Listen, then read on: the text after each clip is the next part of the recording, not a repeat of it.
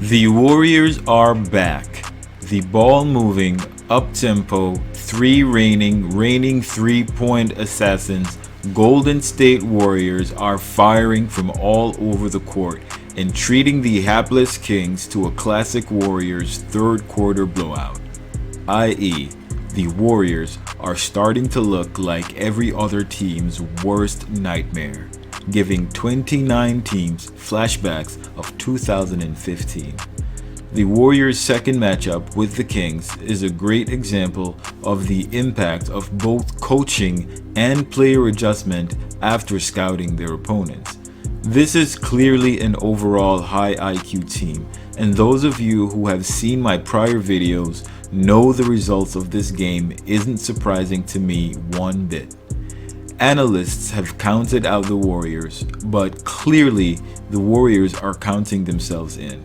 Despite the constant new articles being put out admonishing the Warriors' potential and calling them a 31-win sub-500 team, the Warriors show that they have the offensive and defensive capacity to shut down any team on any given night.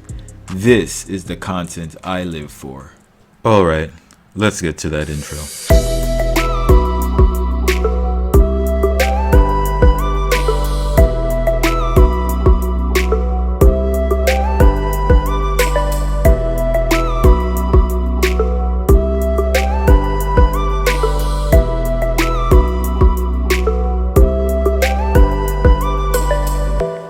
Hey, what's happening everyone? This is Swish, and today I want to talk to you guys about the second matchup between the Golden State Warriors and the Sacramento Kings.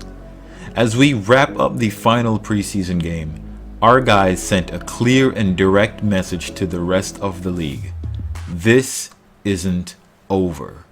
Steph Curry went off for 29 points, 7 rebounds, and 4 assists in 29 minutes of play. Kelly Oubre went for 22 points and 5 rebounds in 23 minutes, and Wiggins dropped 19 points, 4 rebounds, 3 assists, and 3 blocks in 31 minutes of playing time.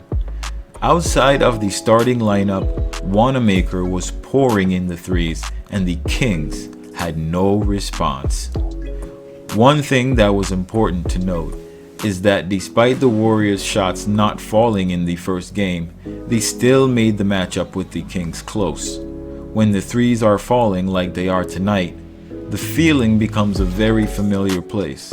If you want to beat this Warriors team, being even with them at halftime is a surefire way to go into the fourth quarter trailing by double digits. This is how I envision the Warriors performing as we get going in the season. Seeing this kind of performance this early has me very excited for what's to come as these guys really get into rhythm and continue to build chemistry. We are getting a much clearer picture of the potential that we have in our lineup. So, what happened tonight? Why were these guys playing so well against the Kings considering the below expected performance from the last game? Well, let's note some of the obvious changes. We did have Eric Paschall in the lineup tonight, but still no Wiseman or Draymond. This, however, was a minor difference. The major factors in this game is that the Warriors' defense came out to play tonight. De'Aaron Fox as well as Buddy Hield were both absolutely shut down by the Warriors' defense, going a combined 6 of 29 from the field, with the Kings missing 10 shots in a row at one point, until that drought was eventually ended with a lay-in from Fox. Those easy shots they were taking 2 nights ago? Gone. Hield dropping threes over Wiggins? Yeah, that didn't happen tonight. Our perimeter defense was impressive, and we also were able to contain the Kings on the offensive boards. Guys played the same way they did versus the Denver Nuggets, and it paid off. All without Draymond and Wiseman. Offensively, as I mentioned, the threes were falling for the Warriors Slash Brothers and the baby-faced assassin, and they ended the second quarter with a 3-point lead over the Kings. Now, most of you know that going into the third quarter with the Warriors being within single digits or even double digits, no lead is safe, let alone them being in the lead. Steph and Kelly then proceeded to, as we are familiar with, torch the Kings for a 12-2 run, opening a 15-point lead over the Kings. From this point on, the Kings never saw a sliver of daylight nor a ray of hope of ever coming back in this game. Steph and Kelly sat out the fourth quarter while Andrew Wiggins was left in until he fouled out. Except for the fact that Wiggins had 5 fouls prior to fouling De'Aaron Fox, that would have been a good foul and prevented almost a guaranteed fast break layup or dunk. If you had any doubts about Steph Curry being able to perform at or better than his MVP level, I would advise you to set those doubts aside. Better put your order in, the chef is already cooking. Kelly was able to get going early in the offense as well, and didn't seem pressured to take or not take any shots. He seemed very poised, balanced, and certain of what he was doing. Our guys were very quick up the floor, and their offensive sets are definitely coming together.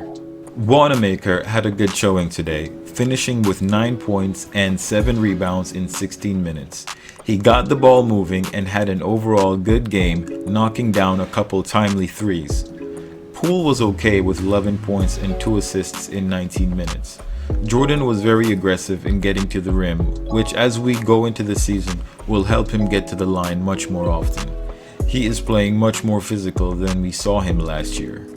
Marquise Chris also played well, grabbing 12 rebounds and scoring 9 points. He battled on defense and was more aggressive in battling for offensive boards. He was also more successful. The rest of the bench scored a combined 14 points, but these guys were hustling on the floor, fighting for loose balls, and playing overall very good defense. On the not so positive side, there wasn't much of a presence by Kevon Looney offensively in his 23 minutes of playing time. I can only assume Steve Kerr wanted to get Steph as many looks as possible, as the most efficient offensive threat on the floor, which can set the tone for the rest of the game and put the Warriors in a good spot. If we can't get Steph going, this can certainly lead to less than palatable results. While we have Kelly and Wiggins as second and third options, we still need our main scoring option to get our overall offense going. Toscano Anderson has gone scoreless for the second game in a row. While he is not a regular rotation player, unless he starts producing on the court, he will likely end up with the Santa Cruz Warriors. Well, that's it for tonight. Thank you guys for watching. I hope you enjoyed my video. If you do, give it a like, comment, and please hit that subscribe button. I appreciate all the likes and the positive comments. I do try to respond to as many of them as I can. I do want to especially thank all my subscribers. Thank you guys for your support. You've made this all worthwhile. Till next time.